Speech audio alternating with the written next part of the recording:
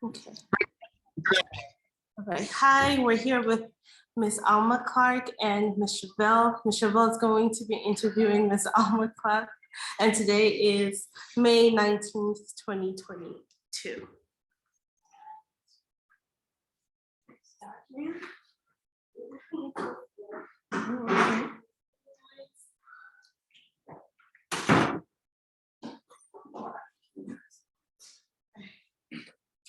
Good evening, ma'am. My name is Chevelle Miller. I am 9 years old. Can you please tell me about yourself? Okay, my name is Alma Lois Clark.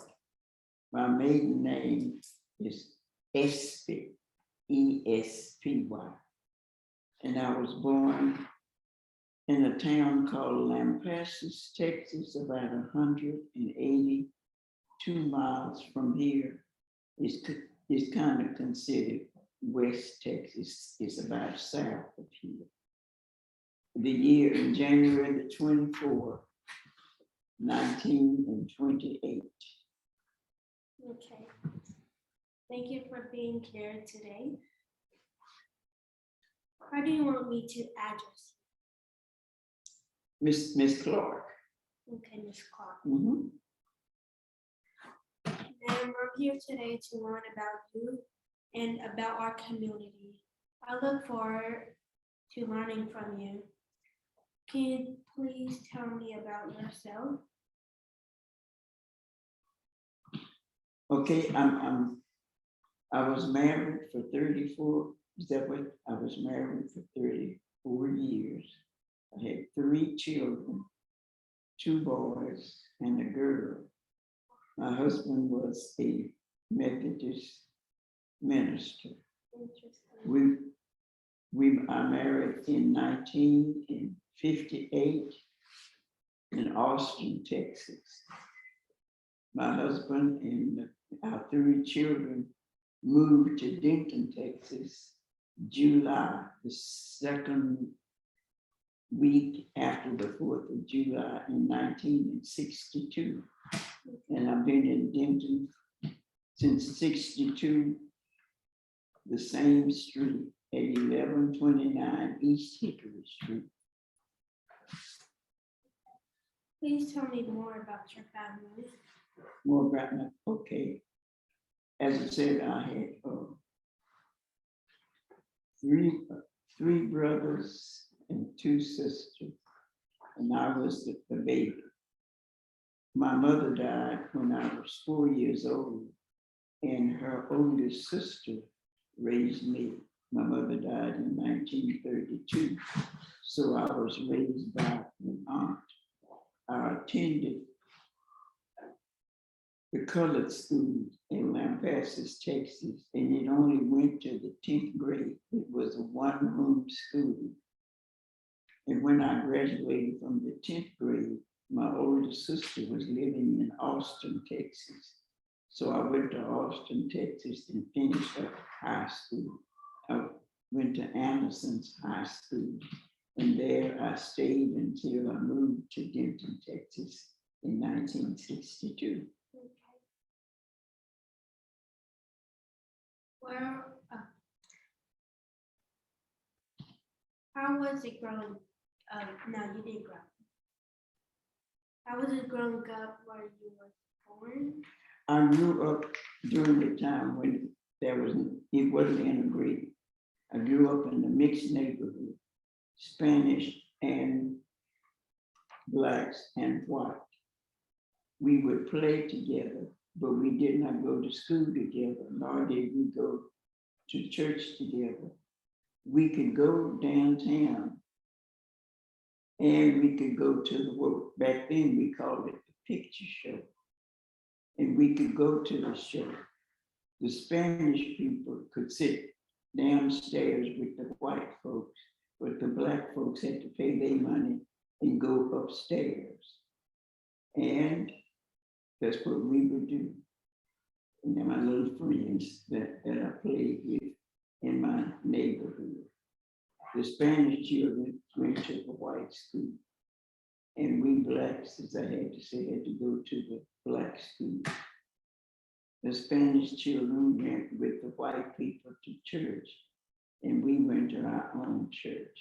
Only time we go to the white church, if some white person had passed away and we knew that person, then we would attend that church. We would go shopping. In the grocery store, it was all right, but when we go shopping to buy clothes or something, they wouldn't let us try the clothes on. What they would do, if we was gonna buy a dress, they would take it and measure it across our shoulders. And if the dress had long sleeves, the long sleeves, that was it. Because if we bought a hat, we'd have to put a paper in it.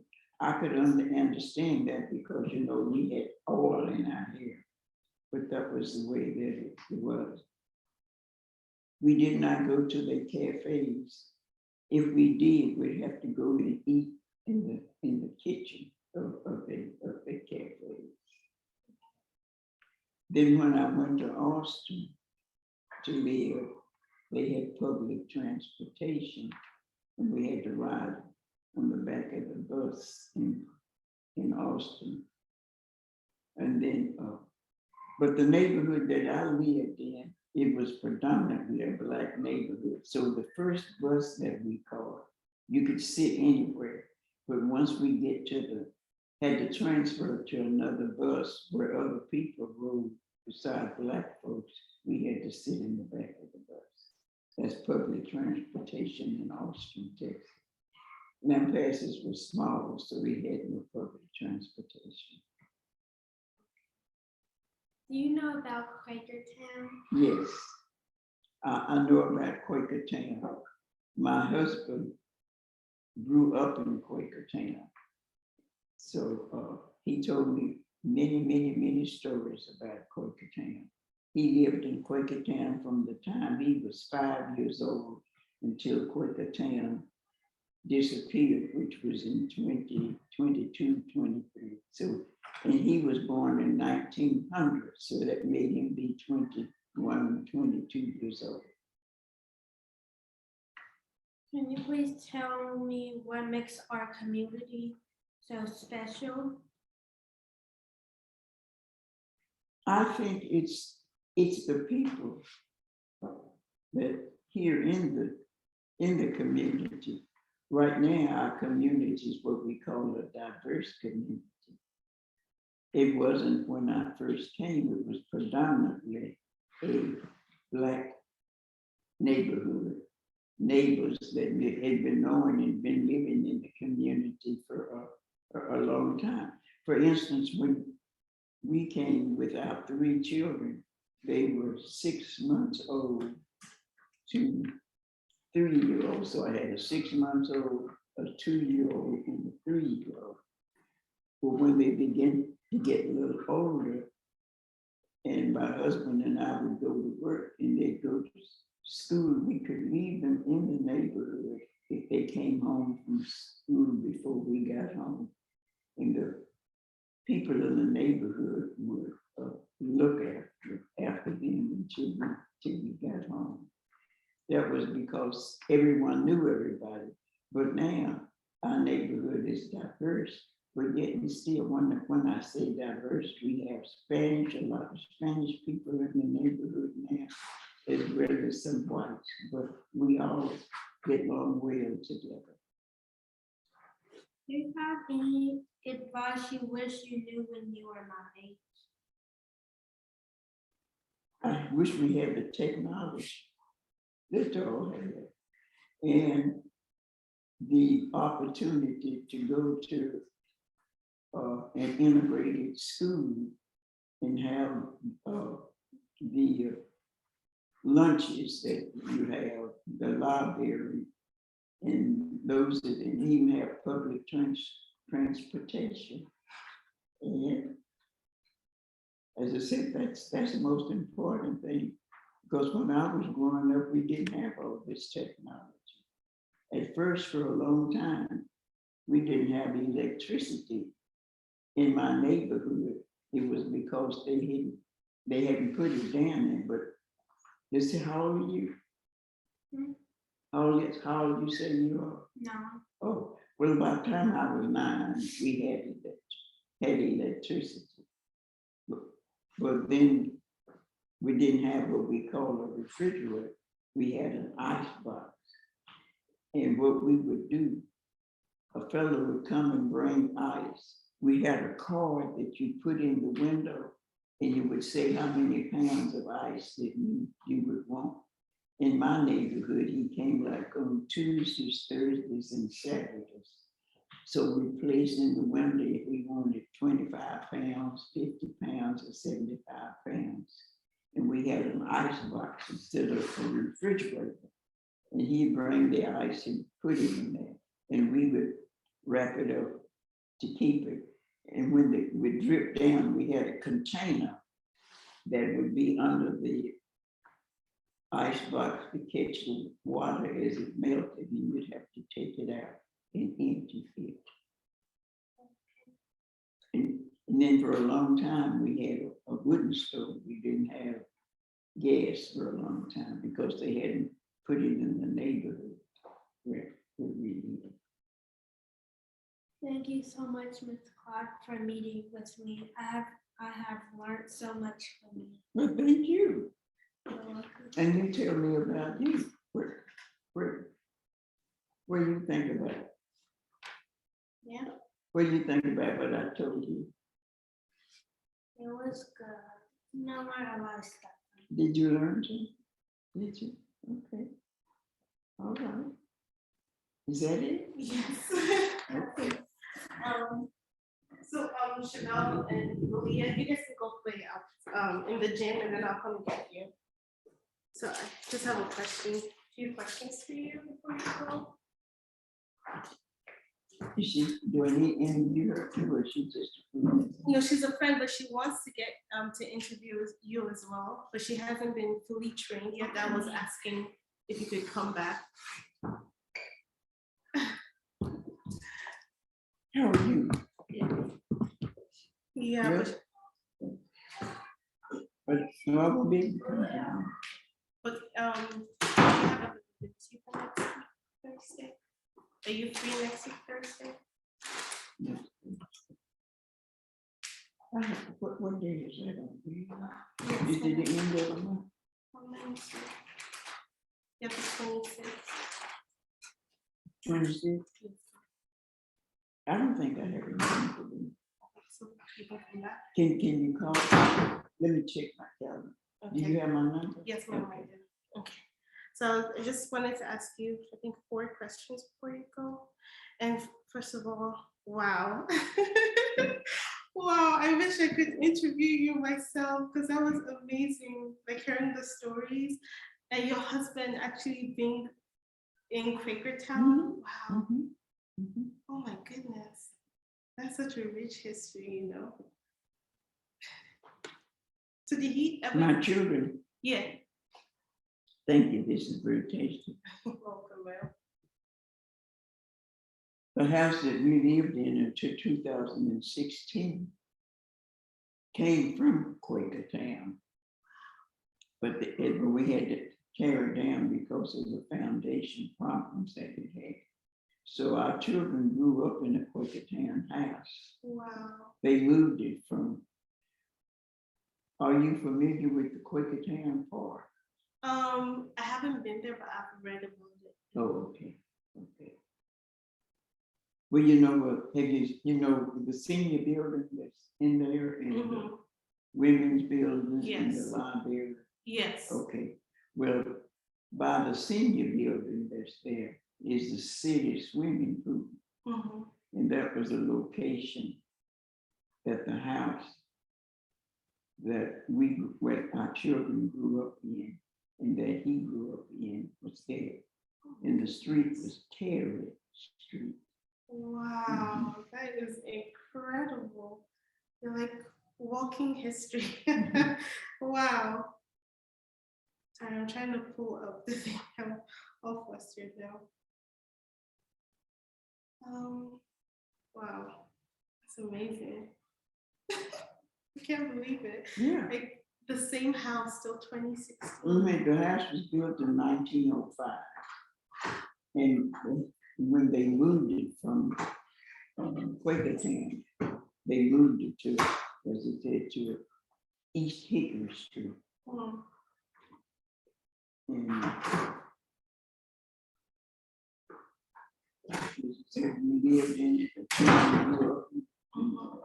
but I was having so much foundation problem, and then it was so old, they said it wouldn't be safe to try to raise it up. So they tore it down and built a different house. Wow.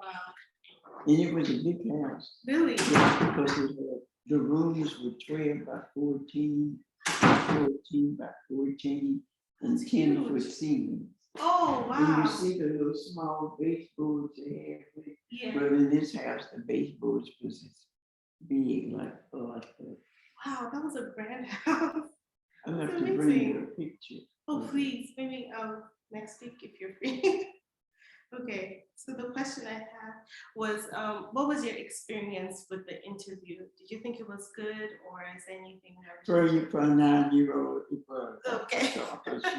She done well. Okay, and do you think like this study is gonna benefit the community? Yes, I know it is. Okay. I know it is. All right. It is, I don't know about your particular study, but some other things are going on in the neighborhood, and the neighborhood will be benefited from it. So you just a part of other people that's doing things in the neighborhood, yes. Okay. I don't know whether you are aware of it or not, but you're sitting in history. mm, Before it was a Quaker town, it was Freedman Town. And this is Freedman Town here. So we don't know if by chance that we might be sitting in someone's garden or where they had their cows or their horses. We don't know. But what happened about 12 years after the emancipation, 27 Black families left Dallas because they weren't happy with it. And they moved here to Denton in this area. And they named it Freedman Town. Malia. Sorry. That's okay. And so where the Thomas Rivera School, this one, the Denton Housing, the Mount Calvary Church, the Morris Street Church, all of that was where they stayed. They stayed here from 1875 till about 1890. And the reason why they moved to where they are now, because they had to walk or drive their horses or mules, because most of them either worked downtown or they worked up on West Oak and West Hickory. So the land became available closer to downtown in about 1890. So they uprooted themselves. And then when they moved closer to the downtown area, they renamed it Quakertown because the Quakers had helped them during slavery time. Wow. Oh my goodness, I would never have known. Mm-hmm. Wow. So you in Freemantown. That's amazing. Yeah. This all of this at one time from 1875 to 1890. This was called Freemantown in the Black City. All here. And they were well knit people. Everybody helped everybody. Of course, they had hogs and chickens and gardens, and they just worked together. And that was it. Well, when they moved to Quakertown, other Blacks began to come in from other parts of other states and other parts of the state of Texas because there was more freedom. And Quakertown was actually a town. Wow. So it's true that it was the white people that displaced the members of Quaker Town. Is that true? Say that again. So Quaker Town was it destroyed by the white people? Is that true? Yes, Okay. but mostly TWU. Oh. TWU was established in 1890, and it was called the College of Industrial Arts, the CIA, all white girl college. Wow. But in order for them to get to downtown Denton, they had to come through Quakertown. And the president of the college at that time was trying to make an impression and wanted the college to expand and grow. So he got with the Daughters of the Republic and the founding fathers of the city of Denton and suggest that they do something in regards of moving those blacks out of that area. And so they said, okay. Denton didn't have a park at that time. So they said, well, you know what? Dallas had a park. Woodward had a park. Why don't you take that land and designate it for a park? And that's what they did. And that destroyed the town. So TWU is responsible. And there hasn't been reparations or anything. Well, they're trying to do something now. They're beginning to do. That's why I said you just a part of other things that's going on. We've talked with them. I've gone some of the other descendants, and we asked them they should make restitution for what they've done. Yeah. I tell you what, when our daughter, as you said, we had two sons. When our daughter graduated from high school and said she was going to go to TWU, it made my husband happy because he said, good, because she was going to a place with our land, which was, they were the ones that had the first. Yeah. Mhm. Wow, that is so Yeah. The boys went off to, one went to West Texas State and the other one went to the University of Houston. But she stayed and went to, well, she went to TWU and then she went to North Texas too. Wow. So she got her master's at North Texas. I have a question that's not part of this, but the way that I knew of Quakertown, the displacement of the Black people that owned Quakertown, was it like they were forced to move, like they didn't have a choice? They had to. no choice. Because once they voted to make it a park, they had to move. The vote, let's see, I think it was 300 and some odd votes that was cast. With 210 voted for, and then the rest of them voted against it. But there was a Black man by the name of Hill that sued the city. But can you imagine? Back in 1921, the Black man sued the city. Oh, wow. He did, because he didn't do any good. And my husband was very, very hurt because they did not give him a fair price for their land, for their home. So when they integrated, we could go to when the children could go to the swimming pool or go in that area.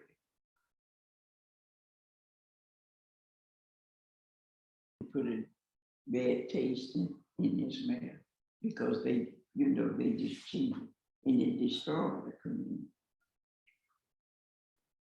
So when they came over here, well, I would say Solomon Hill, back this further down. Most of them left town, left the state, and left Texas altogether. Was farmland, all except that, well, this area over here was farmland because they came and made that way. And if the city sewer was out this way too during the time. So this section that we call Solomon Hill was farmland, and they moved their houses and things there, so they had to encounter the stench of the farm, horse flies and all this sort of stuff. Oh, that's so sad. It is, it is. Wow.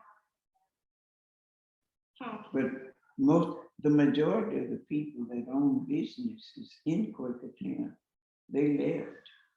See, a lot of them, as I said, come from other states, but they left and went back. They either had relatives or something, Kentucky, Tennessee, and where else did they go? And that's in the Carolinas. Oh, wow. Because they had a population of over 300 people by the time. Wow. Mhm. Oh, wow. They had a doctor, a school, funeral parlor. And do you, There was 3 churches in church, there. Mhm. school, wow. And this was in 1921? Mhm. That's when the vote came, and by 1923, everything was gone. They bought the people out. Those wanted to move the houses moved, and the rest of them, they, told them down. So they gave them little or nothing for their land and for their house.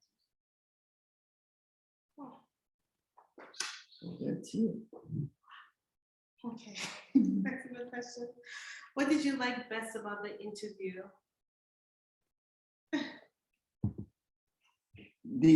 She was sticking with the notes that she had. Yeah.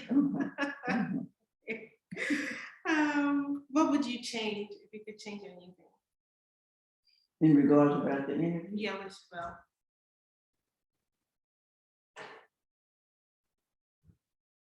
I guess not anything. I had to think for a 9-year-old, Okay. and it was her first time. Okay. All right. That's it. Do you feel more? Yeah. Just thank you. It was wonderful, and I'll call you to make sure you are free for next week. Okay. Thank you so much. It was just like 30 minutes. Mhm. Well, just 30 minutes. Okay. Thank you. Stop this.